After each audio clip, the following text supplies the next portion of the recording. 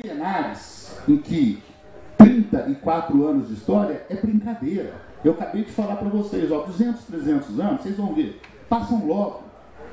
Eu não fui falar em Hammurabi, 1700 anos de Cristo, não falei para a gente recuperar essa visão.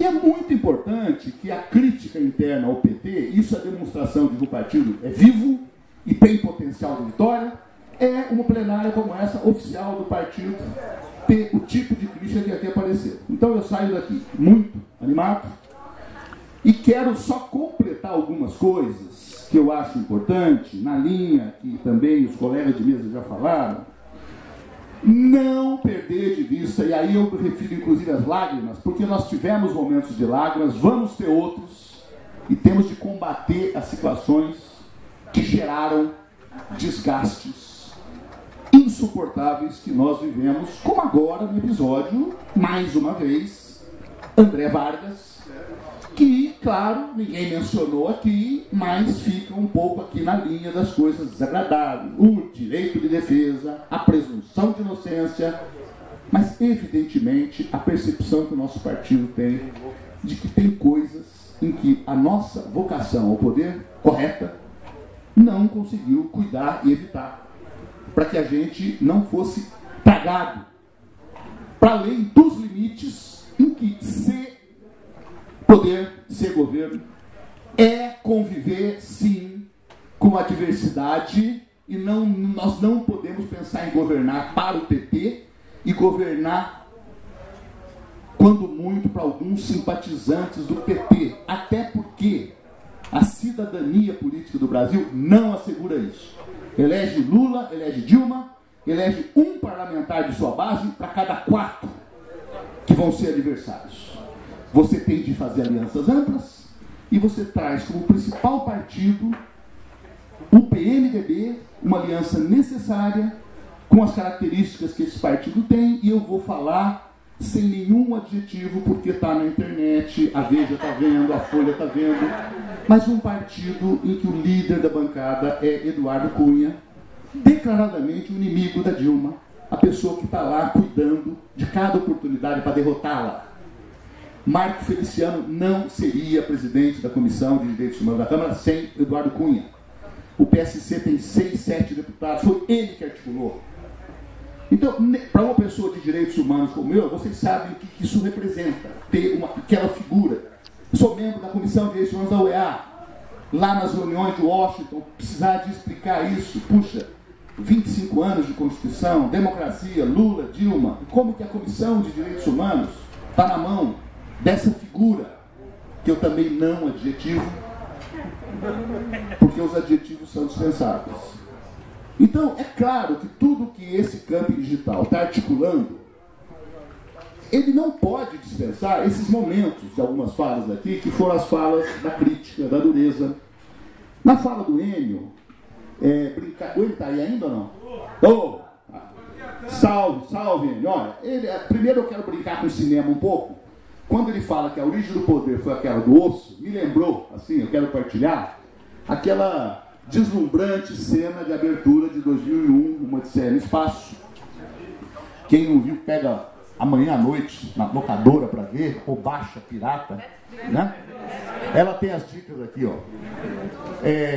O filme começa, né, com um conflito entre símios, né? E tucanos não se atacariam, porque temos um ponto de vista comum. A política é a passagem do estado de natureza, do homem, lobo do homem, para o estado de civilização. Com esse apanhado que nós vimos aqui, o Hammurabi representou o momento que ele cria um código. A Magna Carta da Liberdade de 1215 nasce o constitucionalismo. O constitucionalismo é a compreensão da democracia como regra da maioria, mais uma regra da maioria que articula em arranjo sofisticado direitos de minorias. A ideia de quem é maioria hoje vai ser minoria amanhã, que o PT não pode perder de vista. Eu quero terminar com uma fala de vitória eleitoral, mas quero antecipar que a vitória eleitoral de agora, daqui 2 anos ou daqui 4, não deve colocar em nossa cabeça a ideia de que nós vamos governar para sempre. Porque se a gente governar para sempre, nós vamos nos corromper de uma maneira irrecuperável. A alternância de partidos, de forças políticas do poder é um bem democrático que vai fazer muito sangue novo para o próprio partido na hora que vier uma derrota importante e a gente voltar para trás e falar, bom, vamos agora para o chuveiro, vamos agora tomar um banho frio, vamos agora rever as nossas práticas. Todo o meu esforço atual no PT é ver se a gente consegue isso antes da grande derrota. Tanto é que o Lula, como estadista que é, já pensava nisso anos atrás. E sonhava, como sonhou, com a possibilidade de, em 2018, eventualmente o PT eleger Eduardo Campos. Manter 5, 6 ministérios importantes, direitos humanos com certeza, saúde, educação, cultura, cidades, habitação, no caso não é manter, é resgatar, né? E fazer um exercício de aliança partidária em que nós precisamos de concordar com tudo o que aquele presidente de outro partido. Então, são temas que eu só menciono agora para terminar a minha fala com algo que não podia ter acabado. É a questão de que nós somos uma geração vitoriosa, e aí é transgeracional, porque geração é 30 ou 20 anos. E aqui nós temos gerações misturadas, né? A Luciana mesmo quando fala já tem gente mais jovem que ela aqui, né? Tem alguns que já podem estar pertinho da minha geração. E nessa transmissão geracional, nós somos vitoriosos e autores de uma vitória que era altamente improvável. A vitória de Lula em 2002. Por inúmeras razões ela era altamente improvável, e eu, sem nenhuma desqualificação da Nicarágua sandinista, ou do Paraguai, se acontecer daqui a pouco, tomara que aconteça, você faz um processo em que uma força política semelhante à nossa, Lula, ganha. Eu, em 80, eu ciceroneei o Daniel Ortega, que hoje é presidente da Nicarágua, numa viagem que ele fez ao Brasil. E a gente fez uma sacanagem com ele. Quando atravessamos o Parque Dom Pedro, falamos para ele, comandante, aqui começa a Zona Leste de São Paulo, 2.800.000 habitantes na época. A população da Nicarágua.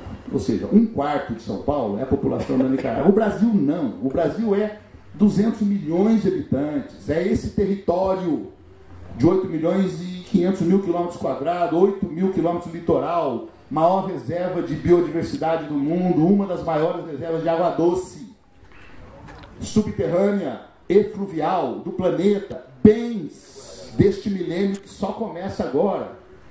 E nós ganhamos. E nós ganhamos sem um banho de sangue. Porque a ideia de que a polarização, o conflito da revolução, que no dia seguinte recria a humanidade, nasce um ser humano novo, o tempo não confirmou. A maior revolução do século XX, se a gente for medir, não ficou a Revolução de 17, porque ela tem que ser comparada com o 89 do Muro de Berlim, com o 92 da dissolução da União Soviética, da máfia que controla a Rússia hoje. Em grande parte, a alta direção do Partido Comunista, que correu e registrou como bens privados alguns monopólios do gás, do petróleo, etc. Tal. A Iugoslávia, que era o socialismo mais aberto, e que teve uma guerra etnocida nos anos 90, ali, do ladinho da Itália, estupros em massa, matando esse cara porque ele é de outra origem étnica. Pô, então, esses 70 anos de socialismo, eles valeram como só um primeiro ensaio para a gente aprender direito o que é socialismo mesmo, como que o socialismo não tem futuro se ele for apartado de liberdade.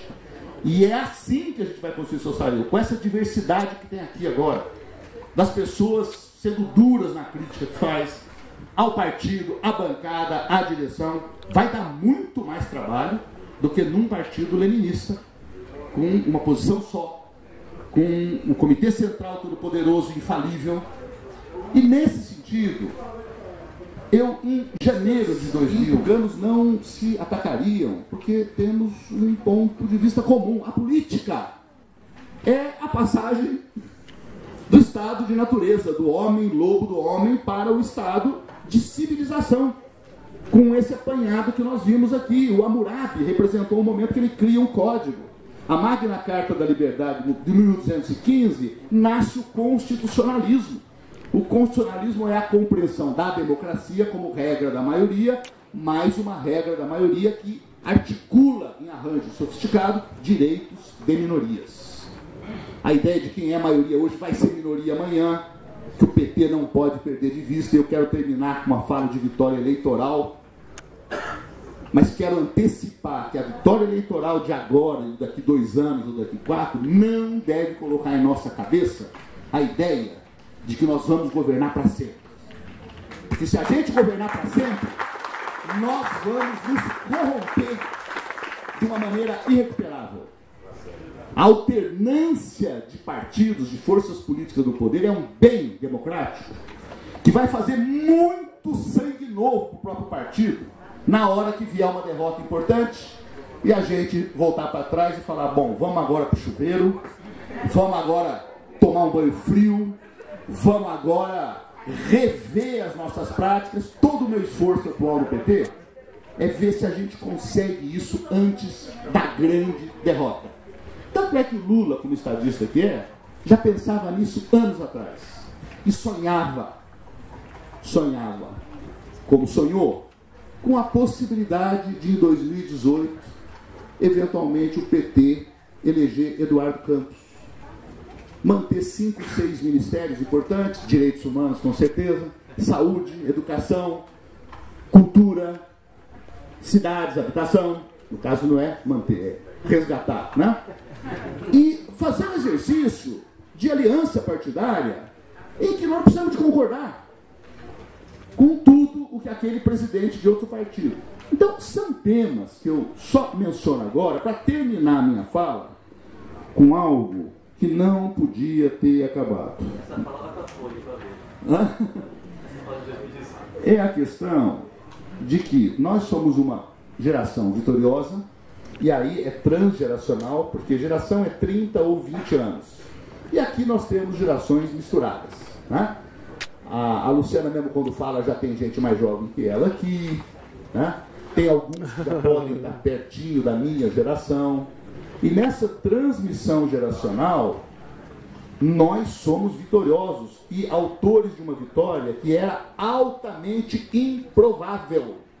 A vitória de Lula em 2002. Por inúmeras razões ela era altamente improvável, e eu, sem nenhuma desqualificação da Nicarágua sandinista, ou do Paraguai, se acontecer daqui a pouco, tomara que aconteça, você faz um processo em que uma força política semelhante à nossa, Lula, ganha. Eu, em 80, eu ciceroneei o Daniel Ortega, que hoje é presidente da Nicarágua, numa viagem que ele fez ao Brasil. E a gente fez uma sacanagem com ele. Quando atravessamos o Parque Dom Pedro, falamos para ele, comandante, aqui começa a Zona Leste de São Paulo, 2.800.000 habitantes na época. A população da Nicarágua. Ou seja, 1/4 de São Paulo é a população da Nicarágua. O Brasil não. O Brasil é 200 milhões de habitantes. É esse território de 8.500.000 quilômetros quadrados, 8.000 quilômetros litoral, maior reserva de biodiversidade do mundo, uma das maiores reservas de água doce, subterrânea e fluvial do planeta, bens deste milênio que só começa agora. E nós ganhamos. E nós ganhamos sem um banho de sangue.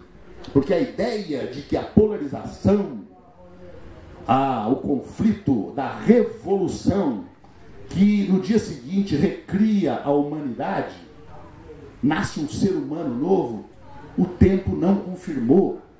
A maior revolução do século XX, se a gente for medir, não ficou a revolução de 17, porque ela tem que ser comparada com o 89 do Muro de Berlim, com o 92 da dissolução da União Soviética, da máfia que controla a Rússia hoje, em grande parte a alta direção do Partido Comunista, que correu e registrou como bens privados alguns monopólios do gás, do petróleo, etc. Tal.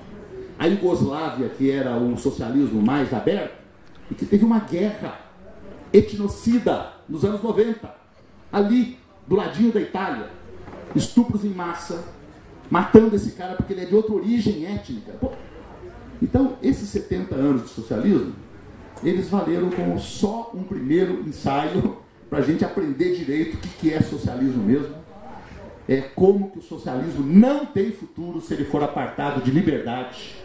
E é assim que a gente vai construir o socialismo, com essa diversidade que tem aqui agora, das pessoas sendo duras na crítica que faz ao partido, à bancada, à direção. Vai dar muito mais trabalho do que num partido leninista, com uma posição só, com um comitê central todo-poderoso e infalível.